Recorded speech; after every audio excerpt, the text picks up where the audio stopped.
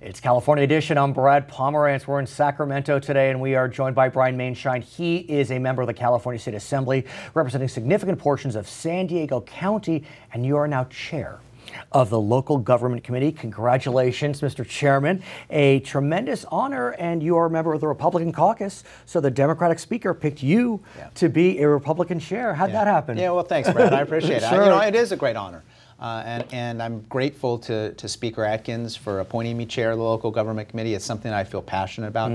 My background is local government, local politics. And am I right that both you and the Speaker served on the San Diego City Council at the same time? We did. Yeah, so... We served 8 years together, formed a really good relationship, a good friendship. We've worked together on issues, very important, significant issues for a number of years. So I think we have a level of trust and relationship that really serves us both well up here in Sacramento. So what does that mean to be chairman? For our viewers that may not know the ins and outs of Sacramento and committee structure, what does it mean? Well, it's, you know, I think it's a position that really does have a lot of say in the subject matter jurisdiction that it covers.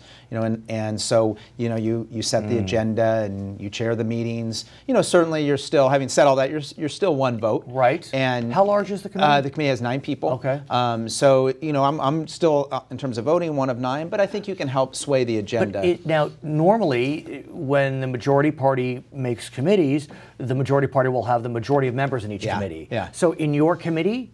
That's different. Oh, it is different. Yeah, that's different. So so, you know, being in the minority party, we're still in the minority party on this committee. Okay, so there's still 4 of you. Actually, there's 3 and 6. 3 and 6. Yeah. So you're one of 3 and the chair. Right. Oh my. Yeah. Okay. But you know that's okay because that's what you know. It is what it is, and that's the makeup of the legislature up here in Sacramento. And I think the key is you know, reaching across the aisle, working with both parties to try to do the right thing and get good legislation. And one passed. would hope, you know, especially given that in California, all locally elected offices are nonpartisan. Right.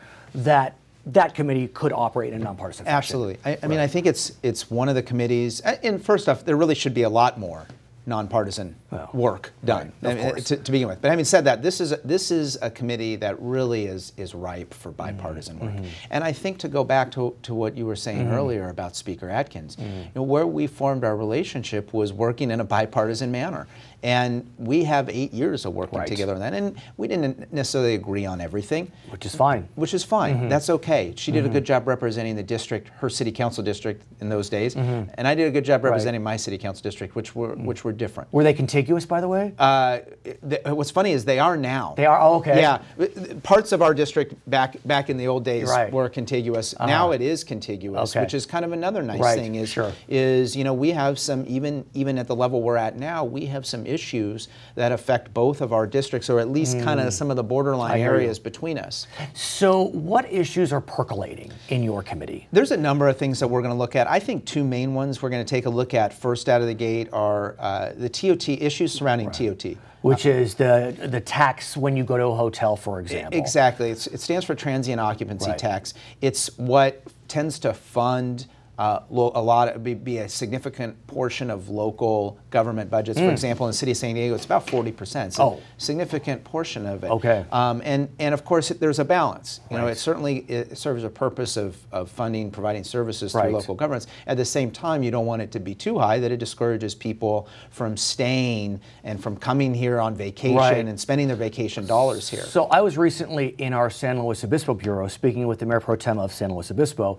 and we discussed that in his city, they recently passed some regulations focused on the Airbnb, which you've heard. So when you rent out your home or house, you know, some cities actually preclude that.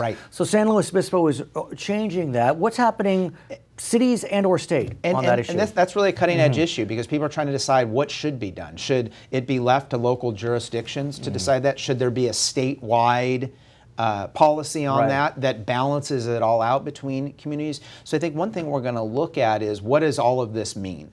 You know, where should the legislature go on this, or at least have the information available to decide that? What are you hearing? What are your stakeholders saying? We've heard all different things on that. And I think what right now is people are a little bit of a wait and see as to what does this mean? Some of these local jurisdictions are getting ahead of others. Is that a good thing or not? we don't know yet. So I think one of the things we'll look at is, should it be left on a local level and let each one of these let San Diego decide, let LA decide, and then let some of these smaller, more rural areas decide. So all 4 of our daughters collectively play soccer. Yeah. And a couple nights ago, I was at a soccer game for my eldest, and the field was huge. And I look up, and there's something flying over the field. Yeah. And I turned to a parent, I said, "What is that?" Yeah. And he said, "That's a drone." Yeah. And the other team, I guess a highfalutin team, was filming the game via drone. Wow. It was remarkable. Wow. But it made me think about drones. And, you know, Amazon talked about delivering via drones. In some ways, I think it'd be great. But be that as it may, what are you hearing on local government? Well, first off, that's amazing for a soccer league. I'm trying to get my head around that. Seventh grade. I mean, it was crazy. But it was up there flying around. But is that, well, let me ask you, is that regulated, that drone flying above the soccer field? Well, it's funny you say that, because that's another thing that we're going to take a look at is, what are the laws surrounding what a drone can do? For example, you know, one of the things is, can a privately, we're not talking obviously military or law enforcement, but what about a privately owned drone? Can they go into, you know, they're flying over people's backyards? Right.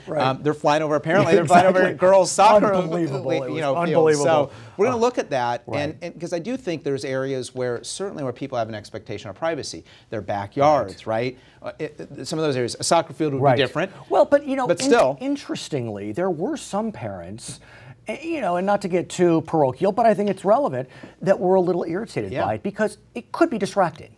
Absolutely. It could be distracting. Look, a 12-year-old girl, you know, I didn't even know what it was. It's like the UFOs coming down to get us. Well, we know from coaching, like that any distraction. I was just trying to get them to stop hugging me when I was coaching. You know, so no question, it's a distraction.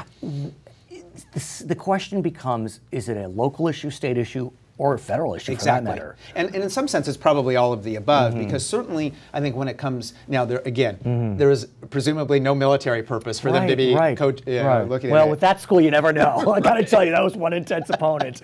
But where do you go with this on this issue? So we're going to look at there does need to be, in my view, some regulation on what these drones can do, where they can fly. You're looking at a safety issue, obviously. If they're, you know, flying over a huge sports field. Arguably, what if it goes haywire? Exactly. I mean, it could crash right on a kid and injure somebody. Right. And then we need to look to it. You know, it shouldn't be flying into places where people do have an expectation of privacy.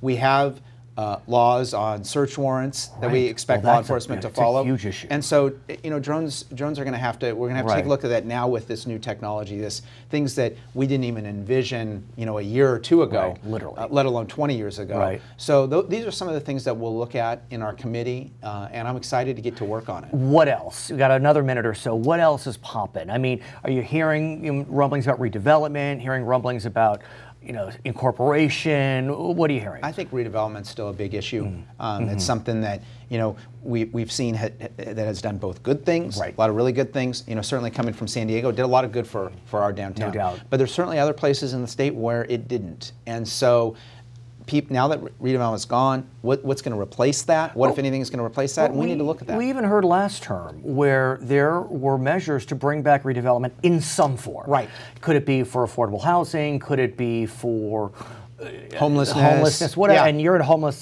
expert, so the governor didn't look at those proposals favorably. Do you think the time may be riper, given that the economy continues to improve, revenues continue to be higher than expected? I think something needs to be done, because redevelopment was certainly a tool that areas that were blighted could be improved. Were there abuses? Absolutely. But there's abuses in everything. I mean, and I think does that mean you eliminate the program entirely because there are a few abuses? I don't know. That's just me. Okay, his name is Brian Maienschein. He is chair of the Local Government Committee in the California State Assembly, of course, a member of that body. My name is Brad Pomerance, and you are watching California Edition.